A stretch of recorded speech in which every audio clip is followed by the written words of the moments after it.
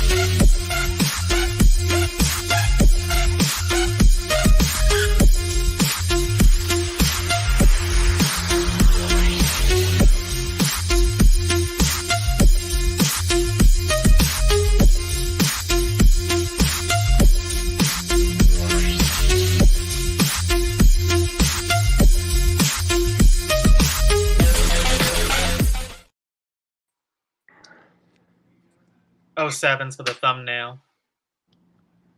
'07's in the chat. Welcome, y'all. Thank you for tuning in. You are watching The Barracks. Non-Euclidean intelligence for this multipolar world. Yes. '07's, thank you. Ron Swanson, Stalinist. Thank you for tuning in. We appreciate you on YouTube. If you're on X, formerly known as Twitter, we appreciate you tuning in. Folks, things are escalating fast, so it's time to put on the blazer. You know, we recently had gone viral earlier this week, got retweeted by Max Blumenthal, ended up making a little segment on the Gray Zone on one of their lives as a tweet segment. Exciting stuff. Recently got a follow from Jackson Hinkle, the one, the only premier future president of the United States. Shout out to Jackson Hinkle, the leader we all need. But enough bragging rights. To my right, we have our co-host.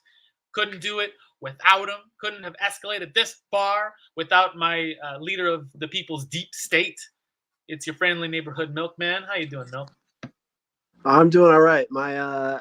My PFP didn't upload, which is too bad. But you know what? I think Teray is fly enough for the both of us tonight. Yeah, if I'm gonna be ordering. Yeah, you're getting your outfit together on Temu. We got to get a Temu Monday. Yeah, I'll have it together on Monday. I'll be express ordering my flak jacket. No, what is it? I was gonna get it. Yeah, a tactical black turtleneck, tactical vest, and a red M Bison hat. Make it happen. Whenever I want to switch it up, I'll be getting a red shamach, like the PFLP, like the Popular Front for the Liberation of Palestine used to wear.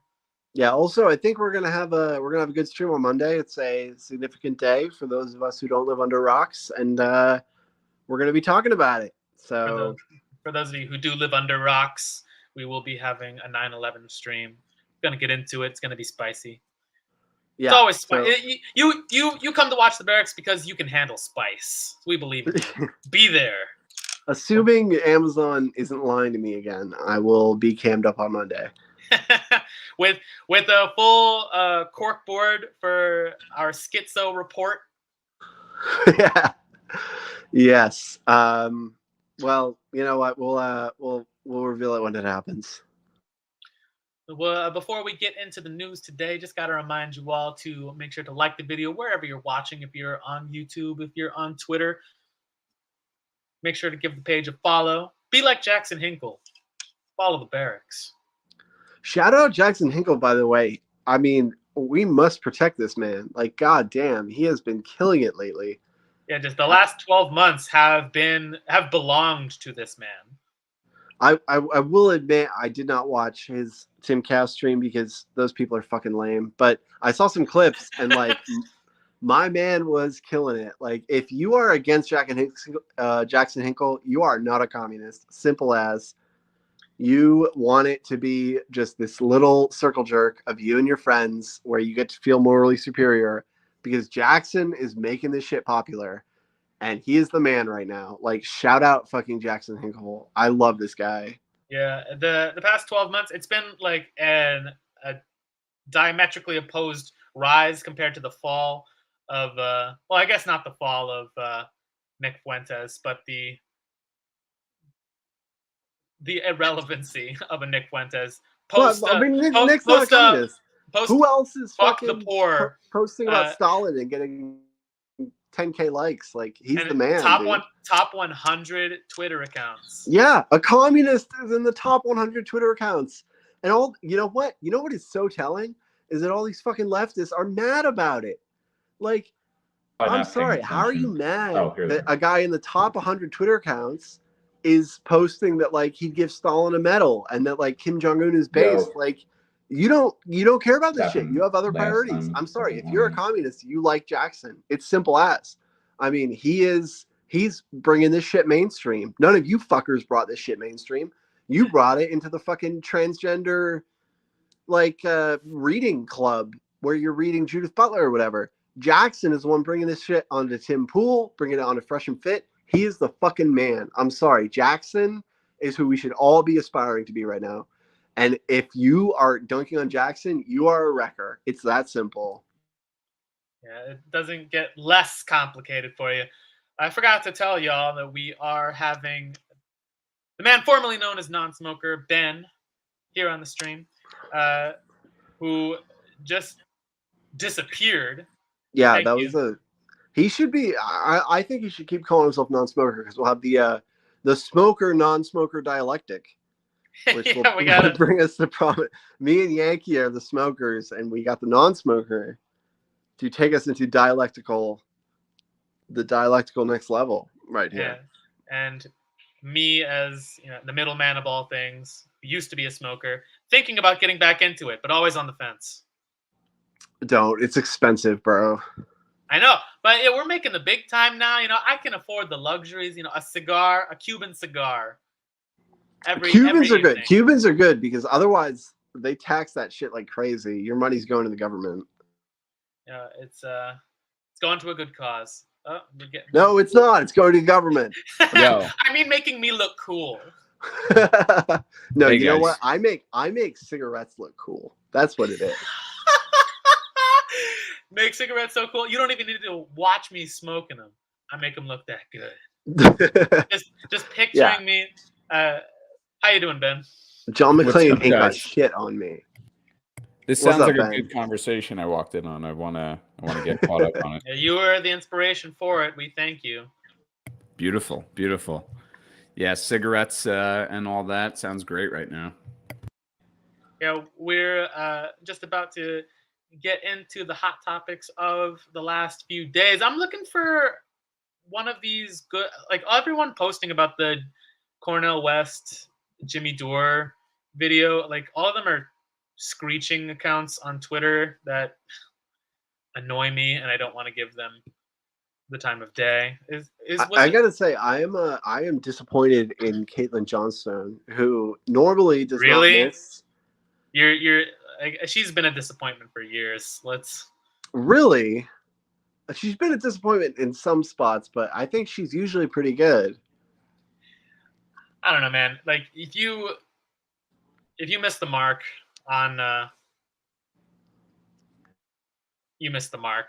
Like, well, you could run the victory lap now. Like 4 years ago. I mean, this isn't like bragging rights or anything. I mean, I caught on to Cornel West like 4 years ago, but again, that doesn't mean much when 8 years ago I was on the Bernie train. Like I was on this liberal progressivist train. As my dad likes to gloat over me endlessly, and rightfully so. Yeah, I was 2016 on that Bernie train, but like, Oh, me too, dude. like even up to 2020, like it became apparent just how short that bus actually was. Yeah, well, I mean, come on. It's kind of like when people dunk on Jackson for being a Bernie bro when he was like 18. It's like, I'm in my 20s. Yeah, I was a Bernie bro. I'm not ashamed to admit it. It was when I was first getting into politics. I understand now that he is a traitor, but we all develop. It's kind of interesting how people dunk on Jackson for like evolving and developing. It's like you're not supposed to do that. You're not supposed to evolve. You're supposed to be dogmatic, I guess. And that's sort of something that all the political, like the Nazis to the leftists, agree on is like, you got to be dogmatic, right? Because if your views evolve, if you like change your views with new information, you get dunked on. Jackson gets dunked on for wearing the Bernie shirt when he was like, come on, 18 years old. But that's a unifying point for all these political.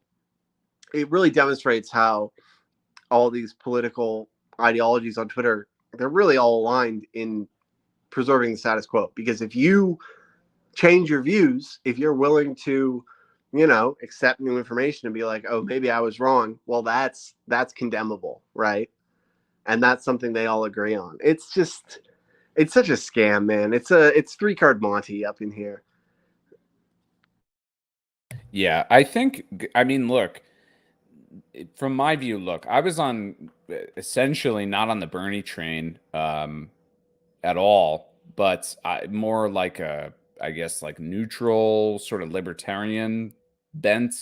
I'm a little older than you guys. And, 2016, I liked Bernie, but I wasn't fully on board. I didn't totally buy into the hype for whatever reason. In 2020, I knew it was a joke once he cucked himself out when Hillary won the nomination in 2016, after they obviously fucked him. But I think this whole new contingent on the left of like people who, I group a lot of people into that category, by the way, like MAGA communists, MLs who were maligned as patriotic socialists, like all the people who kind of understand like where the real working class is in America. It's conservative, oftentimes majority white working people, but also black working people, Latino working people, etc. Generally people with conservative social views. Our contingent, I think, really began to form with the Bernie movement, and that came out of the disappointments of the Obama era. So to say that like, oh, you used to be a Bernie bro and therefore like this whole MAGA com thing or the ML thing is invalid, like, hey man, a lot of us were fucking Obama fans. You know what I mean? Like from my generation, that was the first president I ever voted for, and everybody was super fucking hype. Obama was supposed to be the working class candidate, just following the Bush administration and all that shit. And I don't know, Jackson is super fucking young.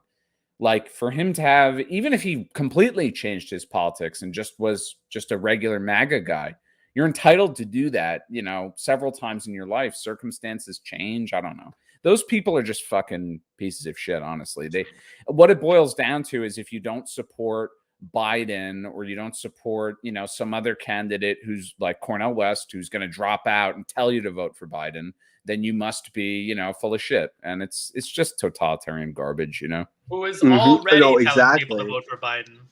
It's like in 1984, he says, the war is not meant to be won, it's meant to be continuous.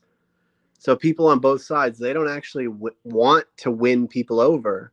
Like you see it on both sides. You see on the left, like when the right is saying, oh, we got to abolish the FBI. Like when Marjorie Taylor Greene is selling FBI hats, Nina Turner comes out and says, oh, who are you to say defund the FBI? Like as opposed to taking it as a W. And it works the other way too. So yeah, it's like what Heath Ledger said in The Dark Knight. You and I are meant to do this together, or forever. I mean, right?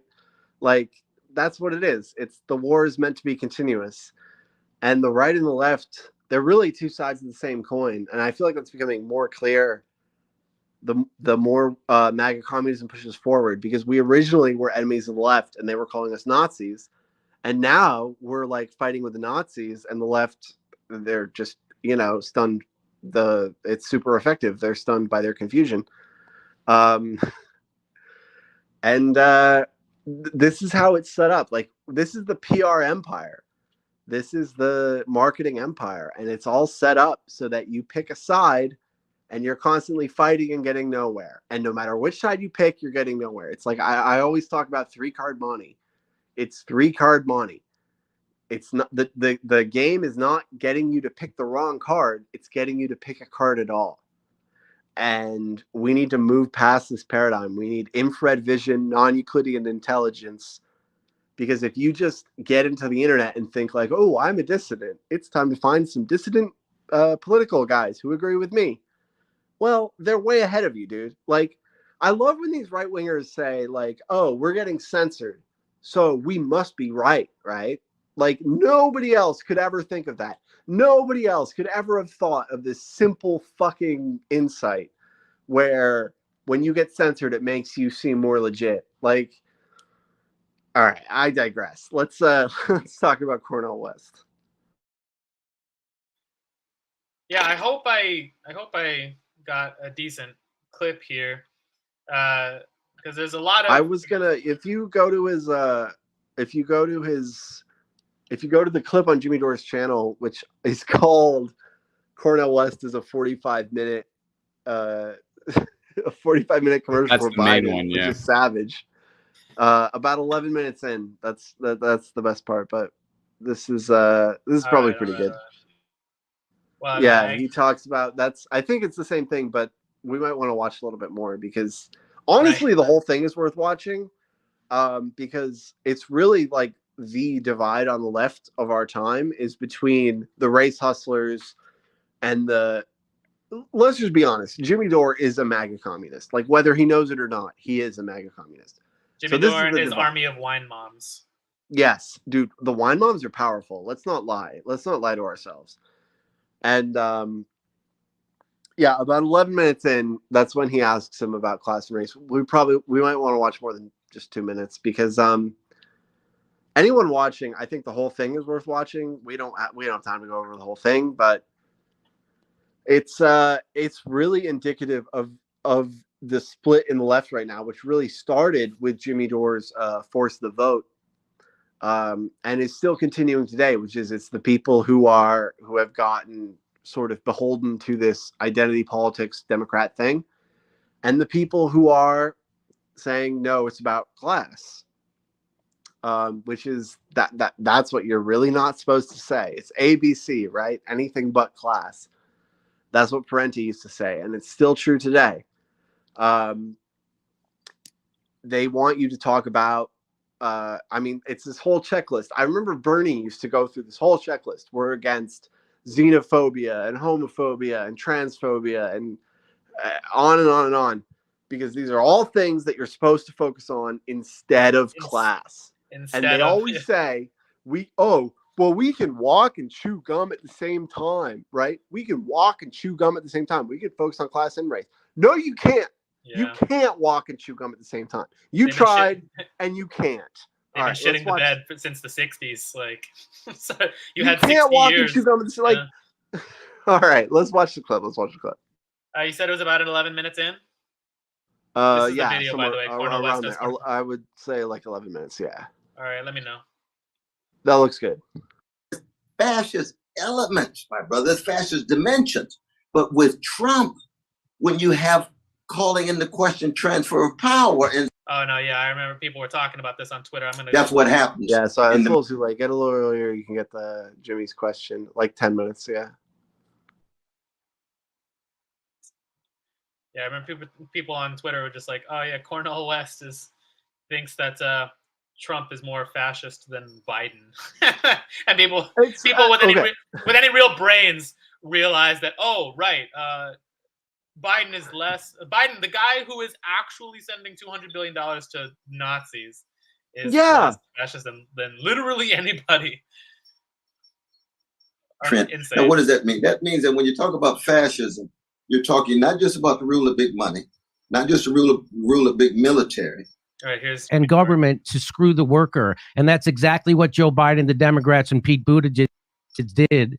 And so they will keep doing it, and they're not stopping it. And they're also for censorship, which is the hallmark of fascism.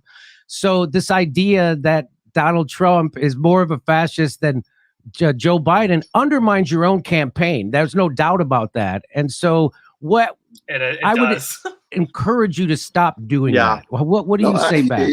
No, we deeply disagree on. Jimmy Dore, the racist, encourages Cornell to stop fucking up his own campaign. Dude, Jimmy does not fucking miss. Jimmy is the man. Only the jester is allowed to speak the truth. This is where I disagree with Nick too. That and I appreciate your advice here. You know, cast in a respectful way, but we do, and I disagree with Brother Nick on this too. That I just got back from Mississippi. You know that. You know what the Jenkins and Parkins, the two brothers brutalized by the police. There at the church, the Klan still running wild. Not just with votes, but terrorizing black folk. The Goon Squad finally got caught by the two lawyers, Brother Malik and Brother Trent. Now, what does that mean? That means that when you talk about fascism, you're talking not. We'll get into the clip. I'm sorry for pausing again, but you know why people didn't realize in 2020 that he was a fraud, and they're not realizing now, even though he's clearly a fraud, and he's just going to tell you to vote for Biden? It's because he's doing Martin Luther King voice. Yeah, dude. I was gonna bring this up. Like, it's this guy. I was just coming back from Mississippi, oh Lord, and I tell you, when the police violence was out of control, you youngins don't understand. Like, I seen it. Oh Lord, have mercy, Jimmy. No, I pray for you. I pray for you, brother Jimmy. I pray for you. He's like out of the boondocks. Dude, there's a clip I watched, and I'll let you guys get back to this, but he did an interview on MSNBC. The clip was posted today or yesterday, and it's literally like every stereotype of like the wise, old, friendly black guy. And like, you know, the host is talking about, you know, practical political questions. Cornell West is just like, oh, this is just like Jimi Hendrix was a great guitar player. We need politicians who are great, you know, thinkers or something like ridiculous, like, dude, like you have to have more of a basis for your campaign other than you're a likable black guy. We already had a fucking president like that. It didn't work out so well, you know? Well, but it did work out, didn't it? It worked out for the elite. Yeah. It worked out very well for them. Yeah. So they're trying to reproduce it. And like, I gotta say, like, what is with the automatic reverence that is granted to this guy? Like, what has Cornell West done? He's a Harvard professor. I'm sorry, if you're working at Harvard, like, look at what happened to Norman Finkelstein. All right, if you want to know what's good with academia, look at what happened to Norman Finkelstein. Norman Finkelstein is not allowed to teach at fucking high schools. Why? Because he exposed academia for what it is. Because he called out fucking Alan Dershowitz on Democracy Now! And exposed him as a fucking fraud. Because the one thing you can't do in academia is expose academia as a fraud. And if you do, like Norman Finkelstein and Michael Parenti before him, you get goddamn blacklisted ruthlessly. So the fact that this guy works at Harvard, honestly, should be disqualifying on its own. Yeah, I'm sorry for interrupting the clip again. I just had to point it out because people just can't get over the Martin Luther King voice, and it really doesn't go any deeper than that. So let's continue. Yeah, not just about the rule of big money, not just the rule of big military, not just the rule of corporate power, so that it's oligarchic in essence, but you're also talking about dictatorial rule, no elections, the elimination of dissident voices, and then the scapegoating of the most vulnerable, which is immigrants, it could be workers. So he lists off all these things the Democrats are doing, and then he says, and the scapegoating of the most vulnerable. That's all he's talking about. Yeah. Okay? Because he lists off all these things that Biden's doing. You know, he's jailing the January 6 people and the Proud Boys and shit. He's censoring people. He's doing all the hallmarks of fascism, but He's not, quote unquote, scapegoating the most vulnerable. That's all it is. That's what Cornel West is running on, which is also what Joe Biden is running on, which is like, this dude's totally going to drop out and endorse Biden, right? Like, and when he says most vulnerable, he means like transgenders and like, you know, Oprah Winfrey and Jay-Z, and like those are the most vulnerable, quote unquote. Anyway, you can keep going. Because it could be black people, Jews, Arabs, and so forth. See, with under Biden, what you have is a fascist dimension domestically, especially against black folk and others. You and I, the very fact that we're having this dialogue without being eliminated overnight, a fascist regime could completely call into question with the use of arbitrary power. That's what happens in the mass incarceration regime vis-a-vis poor black people and others. Right? Okay. Well, so that is the fascist dimension. Similarly, so in terms of militarism abroad. You're not a poor black person, Cornell. You're a rich black person. So what? Like, what are you talking about? Like, no, fascism is not okay. First of all, we've been living in fascism since 9/11. Okay, 9/11 was our Reichstag fire. They passed the Patriot Act. That was fascism. So every time people fearmonger about fascism, they are bullshitting you. Okay, we're living in it. I've been living in it my whole goddamn life, and I'm sick of people fearmongering about shit that is already fucking happening. Okay, it's happening. We're living it. People are getting thrown in jail for posting memes, dude. What more do you want? But this guy's out here to say like, oh, because Jay-Z and Oprah Winfrey are allowed to be billionaires or are, you know, they might get persecuted and that would be fascism. Like, all right, sure, dude. Like, this dude's an elite. I'm sorry. This guy's not a fucking working class guy. He's a fucking Harvard professor. And he's here to tell all these like huddled masses who are getting thrown in jail for posting goddamn memes that, oh, don't vote against Biden. Don't fucking vote for Trump because you'll live in fascism. And, you know, the things that are already fucking happening right now might happen. I'm sick of this shit, dude. I'm so sick of people fear-mongering about fascism when we're goddamn living in it. Like, I'm in the fucking trenches out here, man. We're in the goddamn trenches. And it's just, it's a slave mentality. It's like, oh, don't try to escape because you'll get caught and you'll get whipped and the master will be mad. And it's the same thing. The more things change, the more they stay the same, man. It's the same exact fucking ideology that these guys, and I'm sorry, I don't care that he's fucking black. I don't fucking care. He works at goddamn Harvard, all right? This guy's goddamn elite. And he's telling you, if you try to revolt, oh, things will get worse for you. You'll get whipped.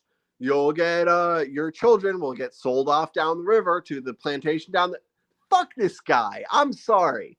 Like, you have nothing to lose but your chains. That's what Marx said. That's fucking based. You have nothing to lose but your chains. That's a revolutionary sentiment. This shit, where he says, oh, well, I don't know. If we fuck around, you know, things will get worse. I'm so goddamn sick of this. This is the same game that Vosh plays. This is the same game that all these leftists play. How long are people going to put up with this? Like, how bad does shit need to get before you realize, yeah, it can't really get worse? Dude, you're right on point. I mean, just one thing to add to that. It's like, there's something really ironic about Cornel West speaking out against fascism, and then the next breath saying like, hey, you have to uncritically vote for the other party to stop fascism. You have to support this, that, and the other. And ironically also is the fact that people are saying that to Cornel West as reason for him why he shouldn't run. Like, oh, Cornel West shouldn't run because it's actually going to threaten, you know, like people are making this argument against him and trying to say like, no, you're enabling fascism by challenging Biden and attempting to push the Democratic Party like half an inch to the left, you know, and yet he's going to sit there and talk about how like, oh, you know, we have to stop dude, if you're trying to stop fascism, you're doing a really fucking bad job of it. Like fascism is clearly won because you have millions of people uncritically going and voting for the same party over and over and over again, and being shamed if they try to do the opposite. If they try to not vote, they try to vote third party. If they, God forbid, they vote for the other fucking half of the duopoly and support, you know, the state, the same exact state in a slightly different packaging.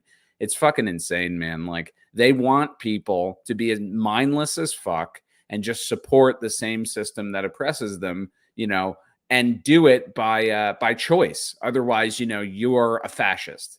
It's fucking, you know, I don't know. There's a lot more we can get into, but yeah, you know what the end result of this is? He's not even the worst offender, and this is this is a clip I also wanted to.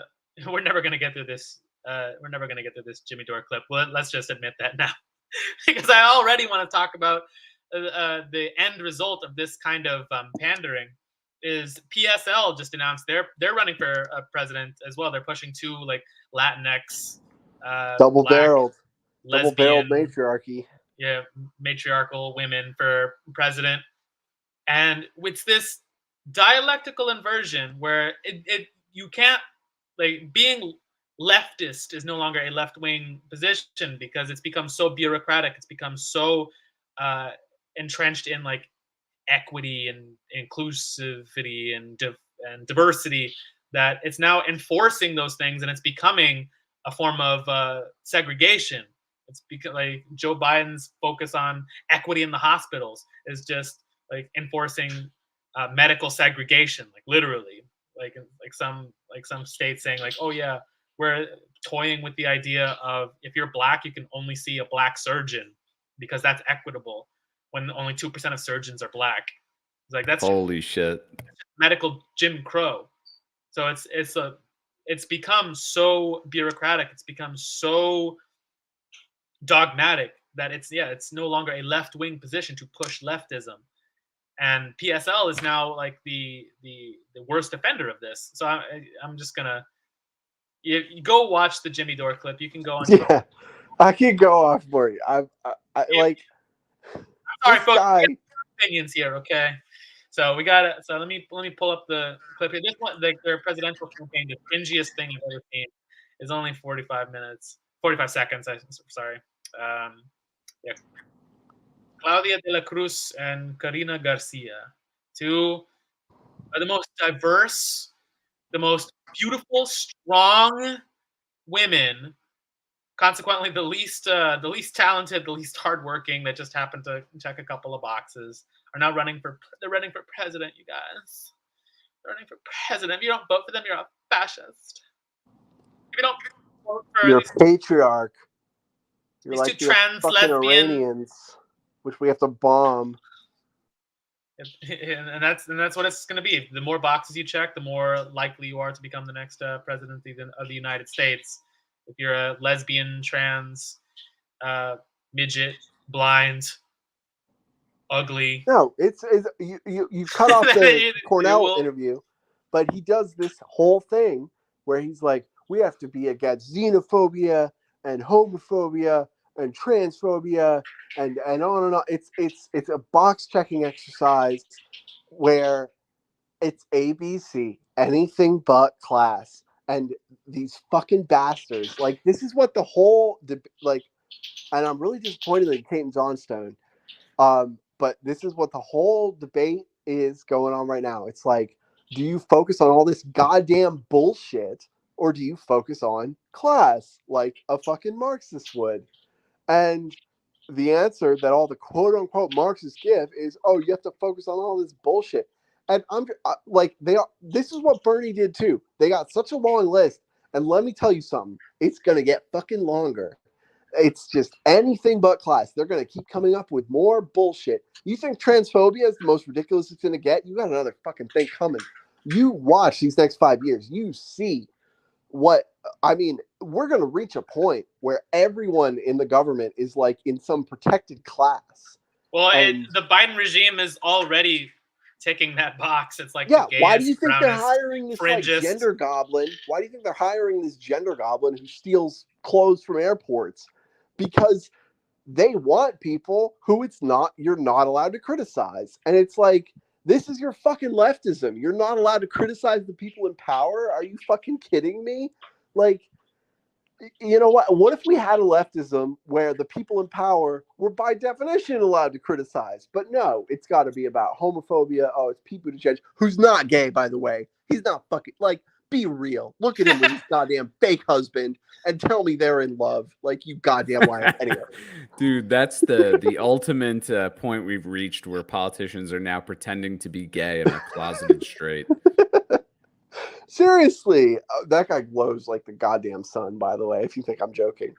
Anyway. So we're gonna play this Yeah, go presidential ahead. campaign announcement is longer than I thought.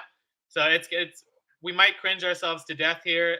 If you want me to stop playing the video, you're gonna have to share the Barracks on YouTube, on Twitter, and get more people in this goddamn YouTube live, y'all. Anyway. Yeah, I let's actually see. haven't seen this before, so fucking hit me. Yeah. Does it ever feel like the political system is working against us? Like, regardless of who we vote for, the outcome is always the same? We're told this country is a democracy, but more and more it feels like a corporate regime. No matter which party is in power, only the rich ever come up on top. Today, the richest 1% or more wealth than the bottom 90% of Americans combined. Thanks, Bernie. Thanks, Bernie Sanders. On Thanks top to of Occupy that, Wall heat Street, waves, really. floods, and hurricanes are becoming a regular occurrence. Artificial intelligence is threatening to replace millions of jobs, and the threat of World War III is more serious than ever. Just pointing out. Good. Artificial intelligence should replace millions of jobs. I was gonna say that, yeah. That's why Artificial is that bad? Artificial intelligence is replacing millions of barista jobs. You, a Yeah. fat blue-haired barista, are in jeopardy from AI. Yeah, the reality is nothing's going to stop that. The question is, what's the government going to do for us in light of that instead of speaking out against it with this fucking nonsense degrowth bullshit? Yeah, hurricanes are getting worse. So what is the government going to do about it? Is it going to improve infrastructure? Is it going to make sure that people have enough, it can afford insurance? Is it going to build more houses literally anywhere? Nope. It's just going to reduce energy consumption. It's going to make sure that you freeze to death in the winter and that your grandma dies from heat stroke in the summer because she's too much of a carbon threat. Yeah, by the way, this is what reactionary means. These people are reactionaries. When you come out here and say, yeah, exactly, Yankee, it's literally reactionary. When you're saying, oh no, we're losing jobs, that's so, we're losing these, I won't get to pour fucking semen into the cup at the no loads refused cum dump orgy. That's reactionary. No. It's these people who are reactionaries, the people who are opposed to the forces of production developing so that people will have to work less. And it's not what people think is reactionary somehow, which is reactionaries when you don't vote for Biden. Yeah. So anyway, keep going. Humanity is facing nothing short of an existential crisis. And what do the two parties offer us? Culture wars meant to divide us and breadcrumbs disguised as solutions that come nowhere near meeting the scale of the problem. Let's just say what we all know deep inside. Career politicians and real estate moguls are never going to save us. Corporate America has two parties. Shouldn't the working class have at least one? I am Claudia de la Cruz. And I'm Karina Garcia. And we're running for the President and Vice President of the United States on the ticket of the Party for Socialism and Liberation. We're not career politicians, and we don't have billionaire friends. No, they're career protesters. Yeah, I want to speak on this for a minute because this is what Cornel West is too. Because it's crazy that when even Jimmy Dore in that interview, he was doing this thing where he was like, "Oh, you have people who are advising you that are bad. It's not you. You're not full of shit," which he obviously fucking is. You just have advisors that are bad. And Cornel West actually called him out for that and was like, "No, I'm my own man." Which, like, yeah, look, he was like, "No, it's me. Man, it's me. I'm full of shit." If you're right. your own man, why did you abandon the People's Party within 24 hours? But anyway, this like the fact that these like it almost feels like how these like cancer company, like these cancer NGOs or like the stop cancer people, everyone knows they don't really want to stop cancer, because if they did stop cancer, they'd stop getting money. It's the same thing with these professional protesters. If they actually stopped the things they were protesting against, well, they don't have a raison d'etre anymore, right? Like it's the same thing in this in the Rage Against the War rally. I remember this Medea Benjamin was like, "Oh, I can't speak at the rally because Jackson Hinkle's a transphobe or whatever," and everyone across left Twitter was like, "Oh, well, it's Medea Benjamin, it's Medea Benjamin. We can't, we can't." And I'm like, "Who the fuck is this bitch?" And they say, "Oh, well, she's been an anti-war protester for like 40 years." 40 It's like, years. "Oh, okay." Oh, so she's bad at her job. Yeah, exactly. So she's not very fucking good at it, is she? Because how many wars have we gotten into Right. I have a in the long last track 40 record of years? achieving It's like, nothing. why are people, I just don't understand why people give Cornel West and Medea Benjamin and these like professional activists this automatic respect. It's like, oh, you can't criticize. Oh, well, they've been doing this for a while. It's like, well, we've been failing for a while. Like, why do these listen, I'm about respect your elders, but when it comes to these people who like have been leading us into a dead end for decades, it's like, what do we? We're following them to a marsh, as Lennon said. Do we hold their hands and walk into the marsh? No, we got to reject these people. I'm sorry. Like, Yeah, I don't care how much Cornel West reminds you of your fucking 8th grade social studies class where you learned about Martin Luther King. I don't give a damn. This guy's leading us into the marsh. Okay? Because he got so goddamn butthurt when Jimmy Dore said, "Why aren't you talking about class?" Yeah, no fucking shit. Like, why is Kurt Metzger, this comedian, owning Cornel West, who's supposed to be this like professional political guy, about class? Well, I'll tell you why. Because the way you become a professional political activist is by being compatible. It's like Mark Fisher actually has this great phrase, which is that protests become a carnivalesque background noise to capitalism. And that's what these people are. They are clowns. They are a carnivalesque background noise. That's what they are. They're there to be like, oh, well, if you're against it, go with these people and like stand around with like signs or whatever. And at the same time, we're still invading Iraq. Like, don't be stupid. But you can go with Medea Benjamin and hold the sign and feel like you're fucking doing something. I'm sick of this shit. These people are failures. These people are useless. I'm done with these goddamn people. Like, let's stop being useless. There's a thought. What if the left stopped being useless and we actually like scared these fucking lizard people bastards in power? It's been so long that we've just been these clowns that like are just this dead end for anyone who's opposed to the establishment. And I'm fucking sick of it. And I'm sick of people giving automatic respect to Cornel West. 2016, Bernie sold the fuck out. Okay. Imagine if Trump had these emails released showing that the RNC had been rat fucking him, like in broad daylight. It was released. Do you think Trump would have campaigned for like Ted Cruz or whoever cheated the nomination? No, of course not. No And that's why way. people like Trump and don't like Bernie, because Bernie got this shit, dropped it in his fucking lap, and he campaigned for them anyway. And this is the tradition that Cornel West is here. It's just the fakest shit ever. It's such kayfabe that you're gonna go with Cornel West and be like, oh well, we're going to virtue signal again. We are against white supremacy. We're against transphobia. We're against homophobia. And then they go and, oh, there's a war in Ukraine. Oh, well, we're still against homophobia, though. Like, I'm so sick of this, man. What happened to the left in We're this so against country? homophobia, we're willing to start a color revolution in Iran. Yeah, So exactly. So against homophobia, we're going to support the gay Nazis in Hong Kong. Anyway, y'all, we got to get to the rest. I'm mad about this. I'm sorry. No, go off, King. I agree with everything you're saying. I think, look, I mean, the big problem with the left in America has always been that they're prone to infiltration by bad actors who wreck shit, and they have terrible means through which they reach the public, or they have terrible methodology and usually bad messaging.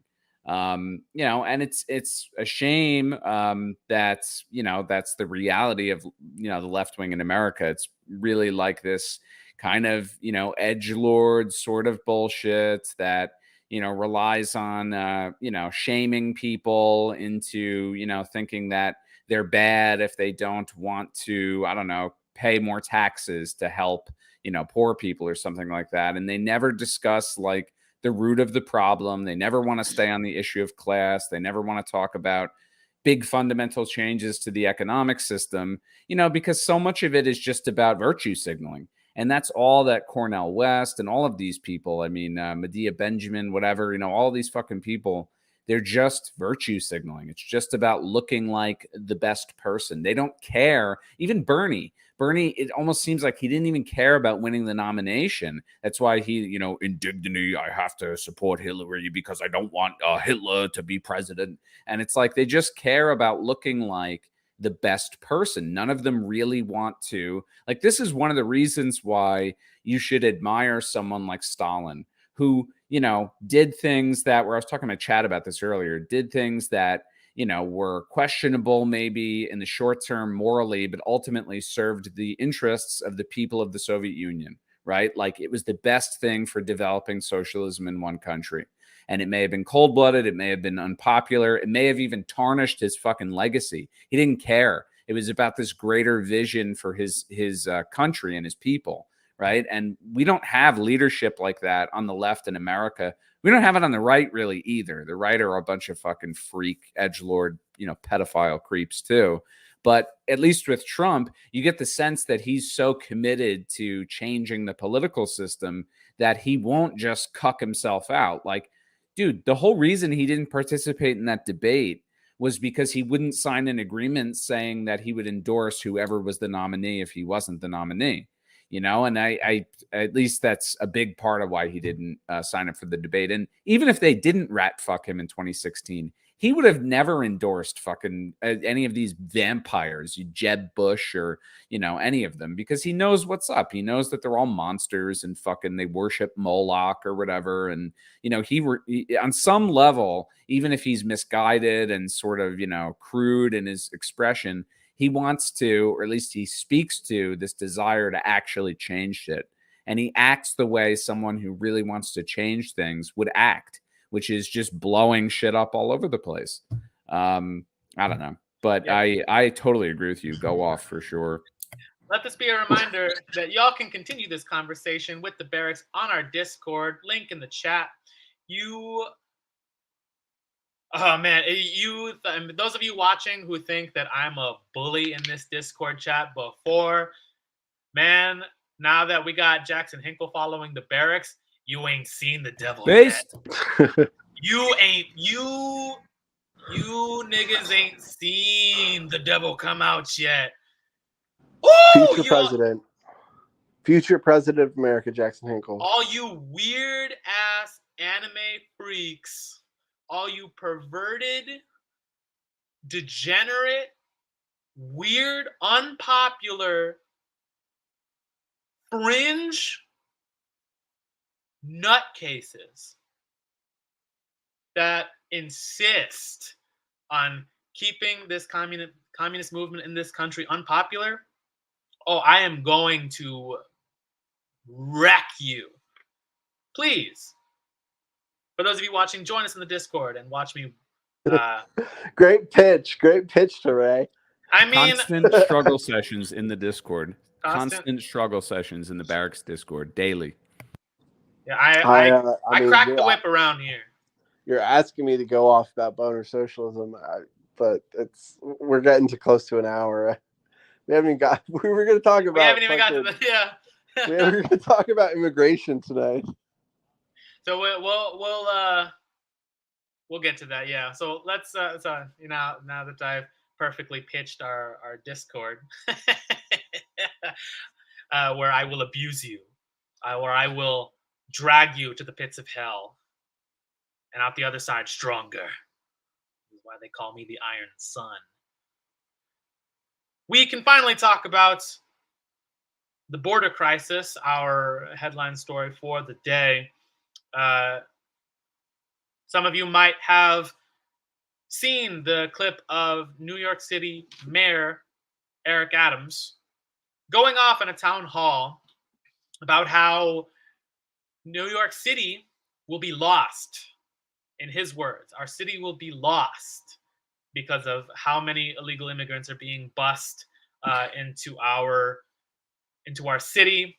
It's 10,000 a month, according to him, and how a $12 billion deficit is now staring down the city of New York.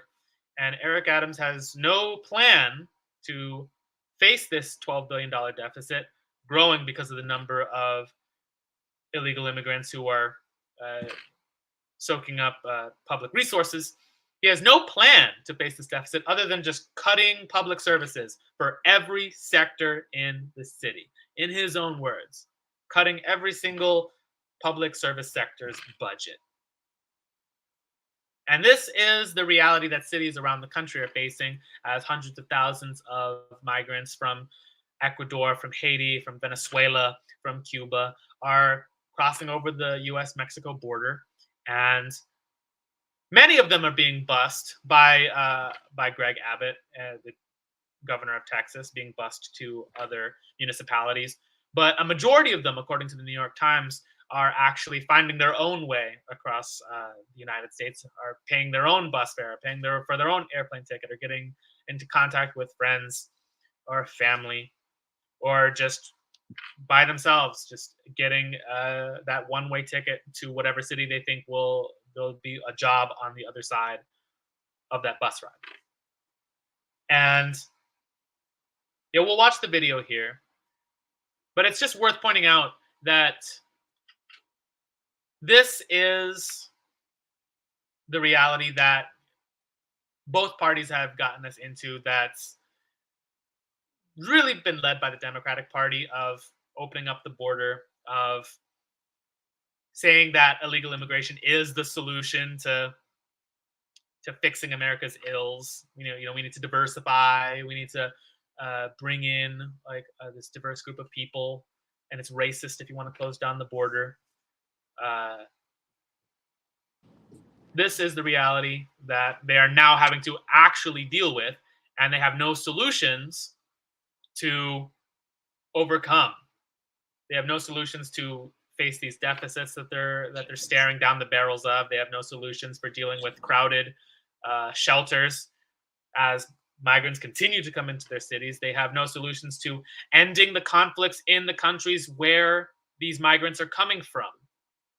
It is across the board for Republicans and Democrats. It's just become a circle jerk of complaining about who has it the worst in their state. All right, I gotta. My phone's about to die. I'm gonna have to hop out here, but I want to give my thoughts on this real quick. I gotta say, the way this whole dichotomy is set up is you have the Democrats come in, and it's all, the border's all open, and then you have the Republicans come in, and it's we got kids in cages, right? And it's the way you're supposed to think about this is that it's conflicting ideologies going at each other and constantly fighting. But the reality is this is one agenda taking place, right? The fact that all the immigrants come in and also that they get persecuted, this is the point, okay? The Republicans act like they're against immigration, but they're really not. They're not. What they want is they want these people to be so exploited and so powerless that they can pay them dog shit wages and fire you and get these people in to your job.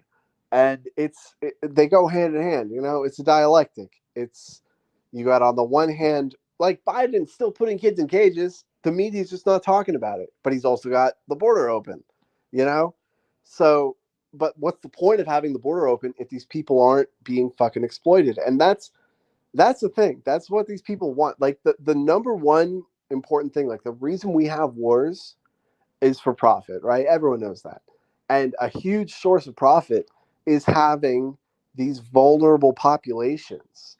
It's having these areas where like anything goes, right? And right now on the southern border, anything goes, right? You want to bring in drugs, well, the CIA is going to profit off that.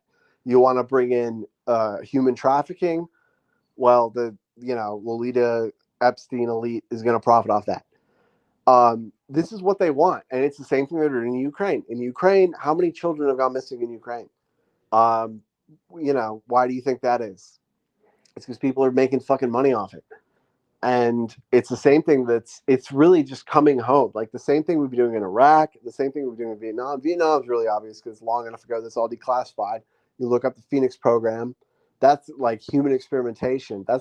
It's about having these vulnerable populations that they can do whatever the fuck they want to make profit and to further their fucking agendas.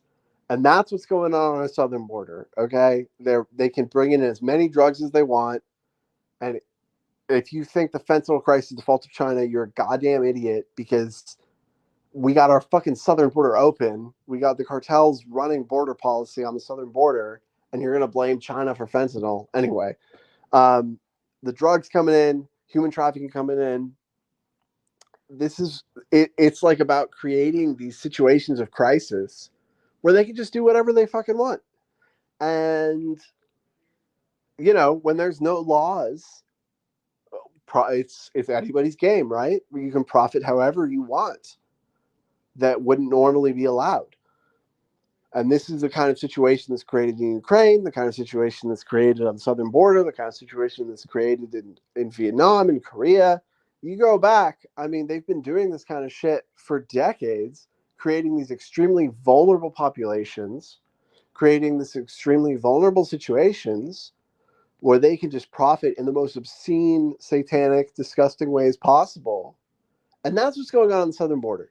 So these like ICE camps where they're putting people in jail, and the fact that it's like, oh, we have to be, altruistic, let everyone into the country, open border, they go hand in hand. It's the same agenda. It's just who's in power is what the media pushes, but it's the same agenda.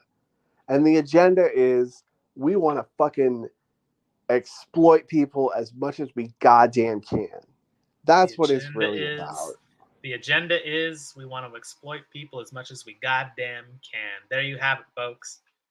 Clip it, wrap it, put a bow on it. Yeah, my phone's gonna die in a second. I'm gonna have to. I was about to say your phone's been about to die for the past half hour. Yeah, ladies and gentlemen, I see that's a little red. Salute the milkman for showing up. I'll be holding it down a bit longer because I'm on my laptop.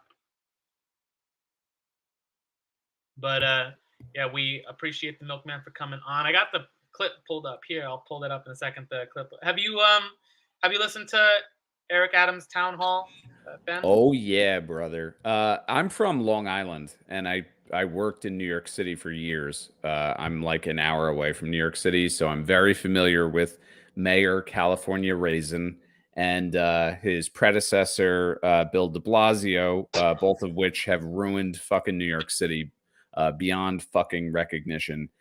So this speech, on one hand, is a little encouraging that he's speaking about the problem, but there is a tremendous amount of hypocrisy here, given the fact that Democrats generally are totally fine with illegal immigration until it starts to arrive en masse into Democrat stronghold cities among really rich Democrat donors who want to take their kids into Central Park, and there's a bunch of poor immigrants around there. How inconvenient. They should be in some small town somewhere.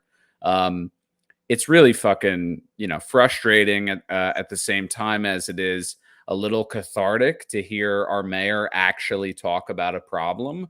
But I have zero faith that he has any practical solution for this. Crime rates are soaring in New York City. New York City is chock full of mentally ill people all over the subways. Anyone who's lived or worked in New York City, comparatively 2019 till now can tell you that it's a stark difference. Like the city is not safe anymore. It's far too expensive for anyone to live there. I was a public school teacher in the city, and I can tell you the schools are overburdened with fucking, I can tell you guys stories, man. I had kids from Yemeni refugees who spoke no English, who are supposed to take fucking high school state exams, like, you know, in English. They don't speak any English, and they fill up classes full of these kids and just let teachers deal with it. It's fucking insane. And now all of these people here who have children, they're going to get thrown in the public school system, further burdening it, further being a detriment to the kids who just need to get an education, American kids who need to get an education. It's a fucking disaster. It's not going to get any better. And yeah, it's both frustrating and relieving to hear him talk about this, but I'll let you play the clip. Yeah, like I'll go on my thoughts after we play some of this. The New Yorkers, never in my life have I had a problem that I did not see an ending to. I don't see an ending to this.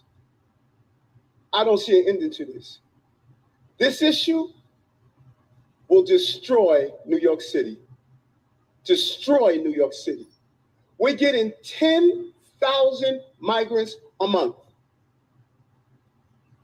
One time we were just getting Venezuela. To put that number into perspective, because you should always have context for numbers when they're thrown out at you. 10,000 immigrants a month, where there are oftentimes hundreds, if not thousands, depending on the day, coming across the border, going into Texas and Arizona. That's like thousands, and over the summer there were days where thousands of them were crossing every single day. To give you an idea of the scope of that, and New York is just starting to get that per month. So that's the context for that 10,000 a month number. Now we get Ecuador. Now we get Russian speaking coming through Mexico. Now we get Western Africa. Now we getting people from all over the globe have made their minds up that they're going to come through the southern part of the border and come into New York City. And everyone is saying it's New York City's problem. Every community in this city is going to be impacted. We had a $12 billion deficit that we're going to have to cut. Every service in this city is going to be impacted. All of us. How so convenient. I say to you as I turn. I love this guy, man. We have a $12 billion deficit. Aren't you the fucking mayor? No, I mean, not. aren't you? No, You you know, don't talk he's about. not. We have a talk about. We never hear him talk about. Oh, we have a $12 billion deficit that we are going to create this many new manufacturing sector jobs. We're going to increase the GDP by creating this or that amount of industry. No, It's always austerity measures across the board. Because people like him, they know the game. They're already siphoning money off of public service budgets.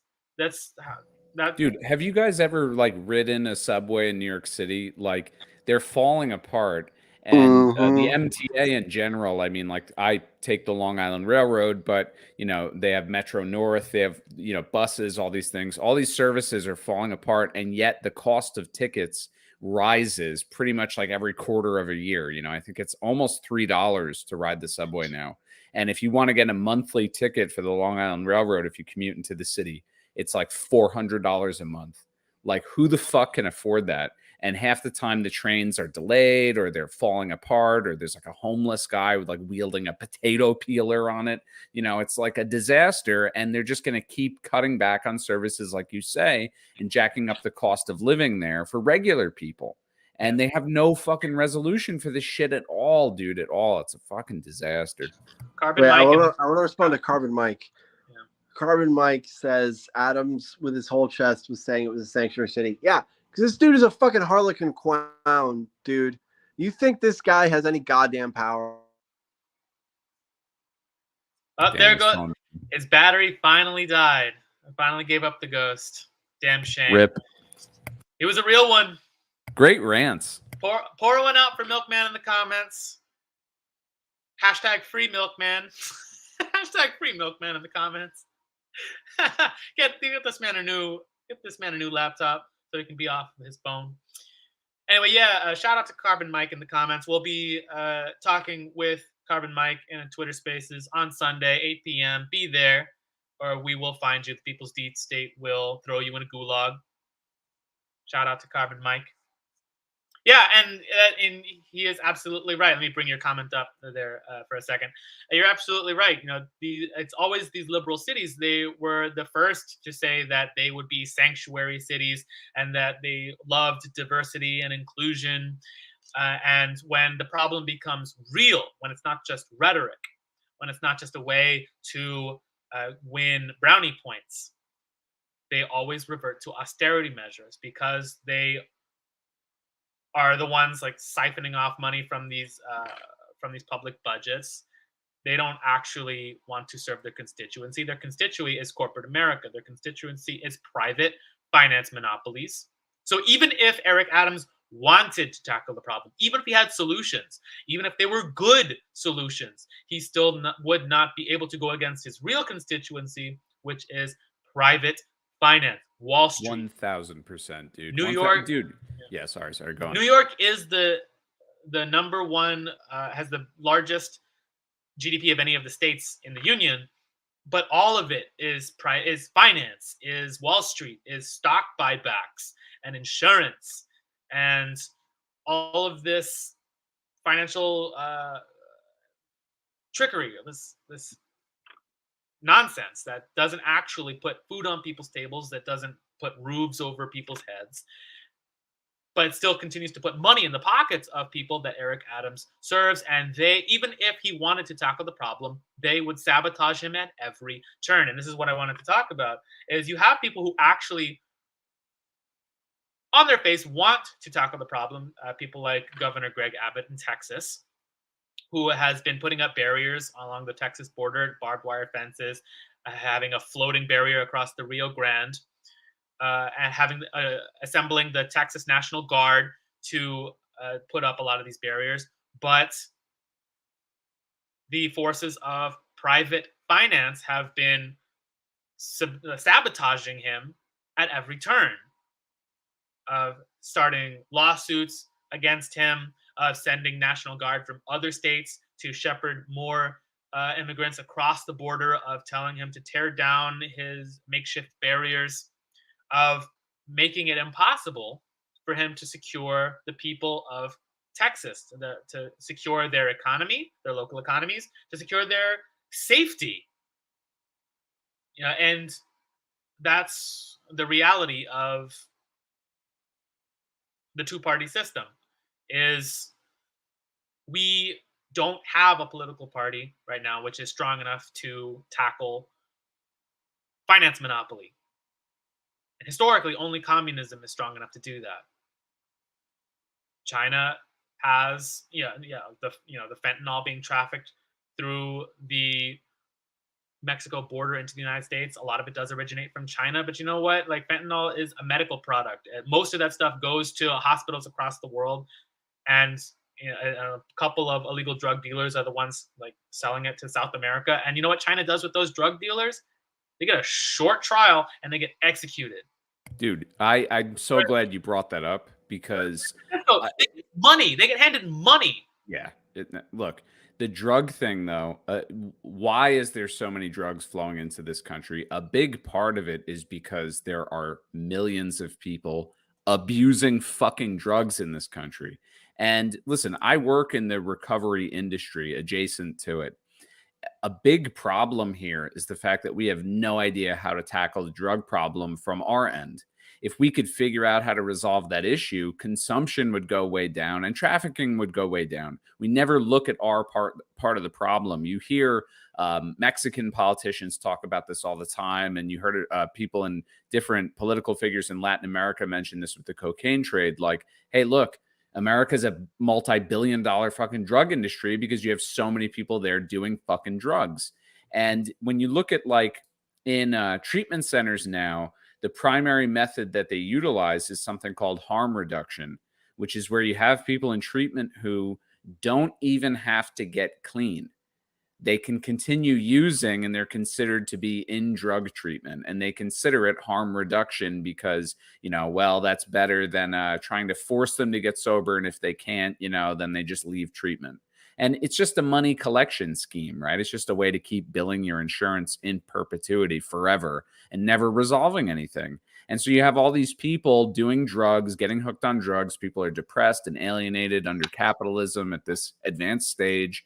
Nobody does any kind of dignified work here. They're alone at home on their computer 24 hours a day, working many hours a day, working some shitty job, and they get high to cope with that. And then, that's what creates this mass demand for drugs in this country. But then we turn around and we're like, oh, it's China's fault, because they manufacture precursors for fentanyl. Like, no, it's not the fault of China for manufacturing, as you rightfully put it, precursors to a medically necessary drug for certain people. But it's fucking America's fault for having this mass demand for illegal fentanyl. And before that, by the way, illegal heroin, right? And before that, illegal cocaine and all these other drugs. And let's not forget, the opiate crisis started with the Sackler family and OxyContin, an American company who got the entire nation hooked on opiates, which led to the heroin and then the fentanyl. It's time to stop putting everything on China. It can't always be this fucking retarded blame game where we do nothing. You mentioned this before. We do nothing for our own people. We do nothing to help them because they're not the real constituents, right? If we did anything to seriously tackle, like, hey, man, execute the fucking drug dealers here. Just fucking do it. Like, make a law like that and watch how that would affect the amount of consumption here. Get serious about the problem. You know what I mean? Make it stricter penalties for people who get caught with drugs. Make treatment more effective. Do something more comprehensive, because right now we're not doing shit. And you know what, dude? A big part of it, and I'm ranting now, I'm sorry, but a big part of it is they want people, and they, I know, is like this abstract thing, but we know what we're talking about. We're talking about people, within our government and within institutions, the healthcare institution, et cetera. They want people fucked up, right, and stupid, sitting on their couch and not thinking critically about what's going on, and just, spending all their spare time, blasted out of their fucking mind on drugs, right, stoned or whatever, and being, basically drones, right, and eating fast food and fucking watching football. And then they go to work and, never question anything. And, they'll be the ones who are bullied into voting for Biden because they don't want to seem like a Nazi in front of their neighbors. It's fucking crazy, man. I don't know. But yeah, I digress, right? I think we've all had our rants tonight, but yeah. And the picture on the thumbnail for this live is that floating barrier that Greg Abbott had installed in the Rio Grande. It's the orange spears that they spin when you try to climb them up, and it's supposed to divert the people from crossing the Rio Grande, the thousands of people who cross over water. And this is up at Eagle Pass, Texas. The Mexican government had sued to have that barrier removed because it violates Mexican sovereignty, their water space, because we share the Rio Grande with Mexico. And yeah, I legitimately do sympathize with with the people of Mexico, because yeah, and on top of everything else, it is a violation of their sovereignty. So I don't blame them for bringing that up, but I don't really see them, like, what I want to criticize them for is that I don't see them talking enough about how the CIA is the ones undermining their sovereignty a lot more by giving money and guns to the cartels, and how those same cartels are bribing DHS, Department of Homeland Security, and these three-letter agencies to help them traffic people across the border. And that's what I mean, just like about private finance sabotaging our own government at every turn, even the ones who want to do good by their constituency. Like when Trump built the border wall, how MAGA people support the border wall, and maybe it worked. I haven't looked into the numbers of whether or not, like, how successful it was, but the fact is that with the help of Department of Homeland Security and other three-letter agencies, the cartels started digging tunnels under the wall to traffic people across. And it doesn't matter if Trump wanted to, I believe he legitimately did want to stop the problem, and maybe the wall did work for a while, but private finance has all the political control in this country, has all of the resources at their disposal to sabotage individuals who want to tackle the problem, which is why we need actual political representation, robust populist political representation, working class political representation, to have a dual and contending power in this country that can actually tackle these problems permanently, so that we have permanent border security, so that we no longer have these three-letter intelligence agencies, which are the real security threat to this country, so that we have a robust manufacturing economy where the wealth comes from to fund public services like hospitals, like homeless shelters, like police forces.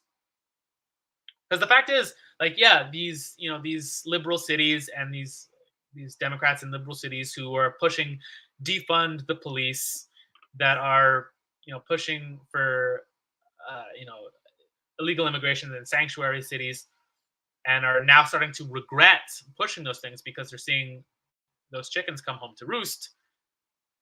I don't blame them for changing their mind, and I don't revel in their misery when violence is actually inflicted on them. One of the politicians in Minnesota, and I think in Minneapolis, I think it was, her car was jacked, and she posted a picture. Carbon Mike posted about this on his Twitter. Yeah, she got carjacked, and she showed a picture of herself just like bleeding from the head because she was violently assaulted. I assume that's what happened during this carjacking. And she was one of the people, like back in 2020, pushing for defund the police in Minneapolis after the Black Lives Matter protests, where like the police precinct burned down. She was one of those people pushing for defund the police, and now her car got jacked, and people on Twitter are like laughing at the irony. I don't feel any joy that this happened to this woman. The fact is that we need security in cities and at the national borders, but where does the funding come from? People like Eric Adams just don't understand that funding for public services doesn't come from finance. It doesn't come. You can't buy back stocks in a police force.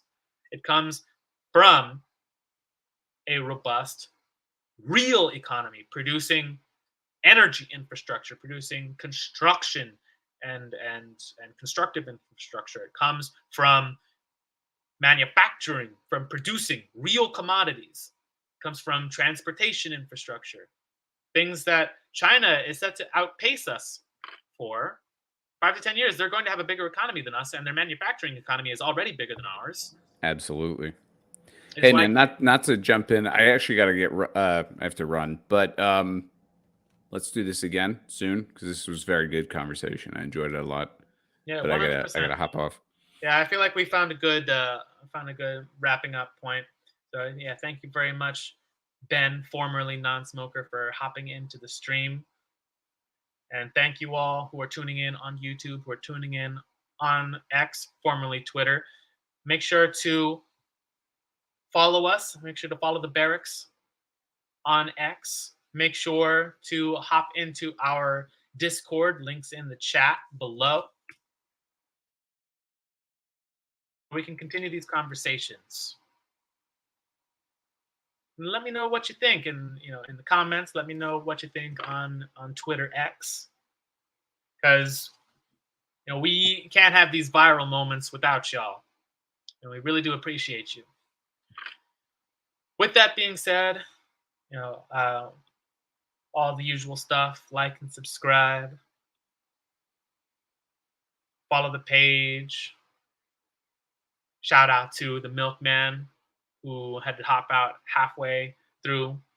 Shout out to the Yankee Tanky, who is still in semi-retirement, but who is getting stronger every day as he hibernates, studying the ways of dialectical materialism, studying Hegelian dialectics, turbo-Hegelianism.